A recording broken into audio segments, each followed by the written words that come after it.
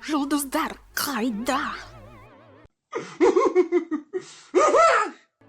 Спойлер орнында.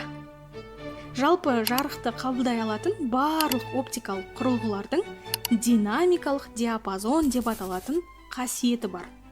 Бұл егер өте қысқа да нұсқада айтатын болсақ, кадрда бірдей тұрған ең қараңғы және ең жарық объектінің айырмашылығы.